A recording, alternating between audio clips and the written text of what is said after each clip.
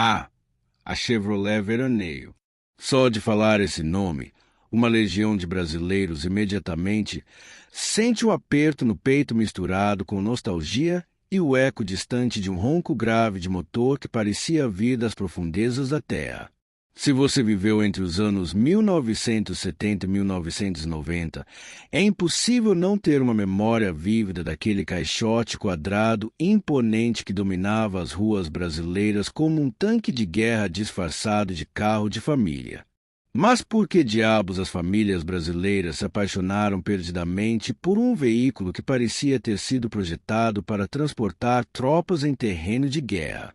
E como esse gigante de metal se transformou numa lenda que até hoje faz colecionador chorar de emoção e pagar mais de R$ 200.000 por uma unidade bem conservada? Bom, essa é uma história que vale a pena contar, porque envolve muito mais que apenas 4 rodas e um motor barulhento. A era dos carros com personalidade primeiro. Vamos fazer uma viagem no tempo. Nos anos 1960 e 70, os carros tinham alma. Não, sério mesmo. Eles tinham personalidade, caráter, presença. Você não simplesmente dirigia uma veraneio. Você a domava, negociava com ela, fazia acordos mútuos. Era uma relação de respeito mútuo, onde o carro te levava onde você queria ir, mas você tinha que tratá-lo com a dignidade que merecia. A Veraneio nasceu em 1964 como C1416 e já chegou ao mundo fazendo barulho. Literalmente.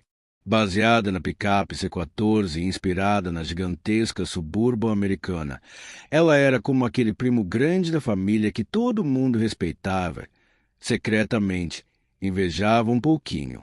Com seu chassi robusto e carroceria que parecia ter sido forjada com martelos de Thor, ela prometia uma coisa muito simples: te levar do ponto A ao ponto B, não importa o que estivesse entre esses 2 pontos. O nome que conquistou corações em 1969, aconteceu algo mágico. O nome Veraneio foi oficialmente adotado, e isso mudou tudo.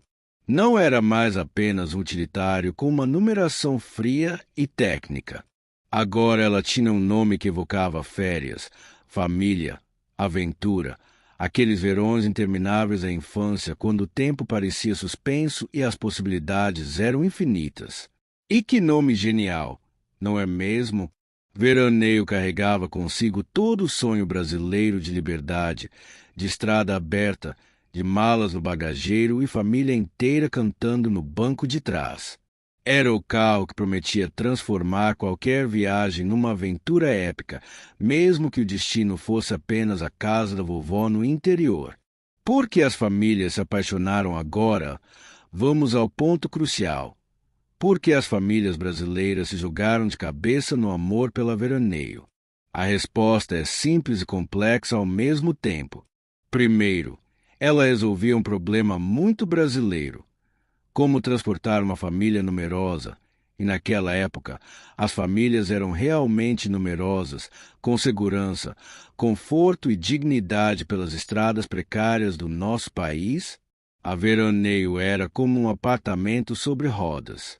Ela cabia 9 pessoas sentadas confortavelmente, mais todas as bagagens, mais os vizinhos que apareciam de última hora, mais o cachorro da família, mais aquela geladeira que alguém sempre precisava transportar. Era o carro que não dizia não para nada. Precisa levar a mudança inteira. Beleza. Quer ir acampar com 15 pessoas? Sem problemas. Tem que atravessar aquela estrada de chão batido cheia de buracos? Ela nem vai sentir. Mas não era só praticidade. A Veraneio tinha classe. Cara, as versões de luxo dos anos 70 vinham com painel imitando jacarandá. Que chique. Carpete no porta-malas, luxo puro. Teto revestido em vinil e calotas cromadas que brilhavam ao sol como joias preciosas. Era o tipo de carro que fazia os vizinhos espiarem pela janela quando você chegava em casa. O motor que virou lenda e o motor? Ah, esse motor. 6 cilindros em linha, 4,3 litros de pura honestidade mecânica. Era um motor que não mentia, não fingia, não prometia mais do que podia entregar. Ele simplesmente funcionava. E que som fazia? Um ronco grave, contínuo, hipnótico, que anunciava sua chegada 3 quarteirões antes, deixava saudade muito tempo depois que você já tinha passado. Claro, econômico ele não era. Fazia uns 4 quilômetros por litro na estrada, e isso quando estava bem ajustado e com o pé leve. Mas quem comprava uma veraneio preocupado com economia? Era como comprar um elefante e reclamar que ele come muito. Você sabia no que estava se metendo e aceitava as regras do jogo. Posteriormente vieram versões com motores mais econômicos, como 4 cilindros de 2,5 litros e até o motor do Opala de 4,1. Mas convenhamos, era como trocar um violão por um ukulele. Funcionava, mas não era a mesma coisa. A veraneio das autoridades, uma das coisas que mais contribuiu para a lenda da veraneio foi sua adoção maciça pelas forças policiais, militares e de emergência. E isso não foi por acaso. A veraneio tinha tudo o que essas corporações precisavam: imponência, resistência, espaço, uma presença que comandava respeito instantâneo. Quando você via uma veraneio preta e branca no retrovisor, com sirene ligada e luzes piscando, o efeito era imediato. Você parava tudo o que estava fazendo e abria passagem. Não era apenas medo da multa, era respeito pela presença daquele mastodonte que parecia ter saído diretamente de um filme de ação. Para as crianças dos anos 70 e 80, a veraneio policial era uma mistura de fascínio e terror. O som grave do motor, o rangido das portas pesadas, os estalos do rádio comunicador, tudo isso criava uma atmosfera cinematográfica que marcava a memória para sempre. Era como se a própria autoridade tivesse ganhado forma e motor. Os defeitos que ninguém ligava agora. Vamos ser honestos, a veraneio tinha seus defeitos. A direção era pesada que nem burro empacado, especialmente para manobrar em espaços apertados. Era uma luta épica entre homem e máquina cada vez que você precisava fazer uma baliza. Os freios a tambor exigiam planejamento antecipado e pé firme. Frear com a veraneio era mais uma arte do que uma ciência. O consumo de combustível, como já mencionamos, era proporcional ao seu apetite generoso por tudo na vida. E vamos combinar, conforto acústico não era exatamente seu forte. Ela fazia barulho, muito barulho.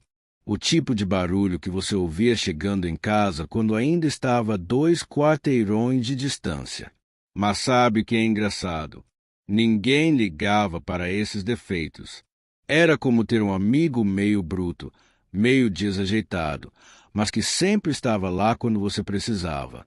Você aceitava as suas peculiaridades porque sabia que, na hora H, ele não ia te decepcionar. A manutenção democrática, uma das grandes virtudes da veraneio, era sua manutenção democrática. Qualquer mecânico de confiança no bairro sabia mexer nela. Não precisava de computador, scanner, software especial ou PhD em engenharia eletrônica. Era mecânica na veia, ferro, parafuso, óleo e conhecimento prático passado de pai para filho. As peças eram simples, honestas, sem frescura. Quando algo quebrava, você sabia exatamente o que era e quanto ia custar. Não tinha surpresa, não tinha mas também vai precisar trocar isso aqui que está conectado com aquilo ali. Era tudo direto, sem enrolação. Isso fazia da veraneio uma parceira para a vida toda. Era comum ver exemplares com décadas de uso ainda rodando firme e forte, carregando gerações inteiras da mesma família. Era o tipo de carro que envelhecia junto com o dono, adquirindo personalidade, histórias, aquela pátina especial que só o tempo pode dar. A versatilidade que impressionava a veraneio era como um canivete suíço sobre rodas. Servia para tudo. Fazendeiros usavam para transportar pessoal e equipamentos. Empresários do interior viam nela uma solução respeitável e confiável para seus negócios. Famílias grandes encontravam nela o veículo perfeito para suas aventuras. Era nela que cabiam as mudanças, as viagens para a praia, os piqueniques, as idas ao sítio nos fins de semana. Era o carro que não reclamava de carga extra, estrada ruim, tempo feio ou distância longa. Era como ter um amigo fiel que topava qualquer parada, a qualquer hora, em qualquer lugar. O fim de uma era depois de quase 25 anos reinando absoluta. A primeira geração da Veroneio se despediu em 1989. A segunda geração, lançada logo em seguida com base na série 20 carrocerias da Brasinca, já não tinha o mesmo carisma. Era como tentar substituir Frank Sinatra por um imitador. Até poderia funcionar, mas não era a mesma coisa. O golpe final veio em 1994, quando Veroneio foi oficialmente aposentada. O mundo estava mudando.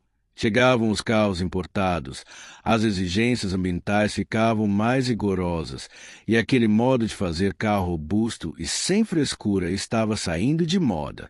Em 1995 chegou a Blazer Nacional, menor e mais moderna. Em 1997, a Grand Blazer, importada da Argentina. Carros competentes, sem dúvida, mas que não tinham aquela alma, aquela presença, aquela capacidade de criar memórias afetivas que a Veroneio tinha de sobra. A segunda vida como lenda, mas o fim da produção, não significou o esquecimento. Muito pelo contrário. A Veroneio encontrou uma segunda vida como objeto de desejo de colecionadores e entusiastas. Hoje, encontrar uma Veroneio bem conservada é como achar um tesouro. E que tesouro caro! Modelos originais em bom estado chegam facilmente aos R$ 150 mil e exemplares impecáveis, com pintura original e motor conservado, podem ultrapassar os R$ 200 mil. É dinheiro suficiente para comprar um carro 0 km bem equipado, mas para o apaixonado pela Veroneio, nenhum carro moderno consegue substituir aquela experiência única, porque virou lenda. Então, voltamos à pergunta original: por que a Veroneio virou lenda? A resposta está na combinação perfeita de fatores que dificilmente se repetirá na indústria automobilística moderna. Primeiro, ela chegou no momento certo, quando o Brasil precisava exatamente do que ela oferecia: robustez, espaço, confiabilidade e durabilidade. Segundo, ela soube se adaptar aos usos mais diversos sem perder sua identidade. Terceiro, ela criou uma conexão emocional com seus usuários que ia muito além da simples relação utilitária. A Veroneio não era apenas um meio de transporte, era parte da família. Era nela que aconteciam as conversas importantes durante viagens longas. Era ela que carregava os sonhos, os planos, as expectativas de uma geração inteira de brasileiros que acreditava que o futuro seria melhor que o presente. E talvez seja exatamente isso que a gente sente falta hoje em dia. Carros com alma, com personalidade, com história para contar. A Veroneio tinha tudo isso de sobra. Era um carro que marcava presença, que deixava saudade, que criava memórias. Por isso ela virou lenda. Não porque era perfeita, longe disso, mas porque era verdadeira, honesta, sem pretensão. Era o que prometia ser, nem mais, nem menos. E numa época em que tudo parece descartável e temporário, essa honestidade mecânica se tornou algo precioso, quase mágico. A Chevrolet Veroneio não foi apenas um carro que as famílias amaram. Foi um pedaço da história do Brasil sobre rodas, um companheiro fiel de uma época em que acreditávamos que as coisas eram feitas para durar. E talvez seja por isso que, mesmo décadas depois de sair de linha, ela continua acelerando o coração de quem teve o privilégio de conhecê-la de perto.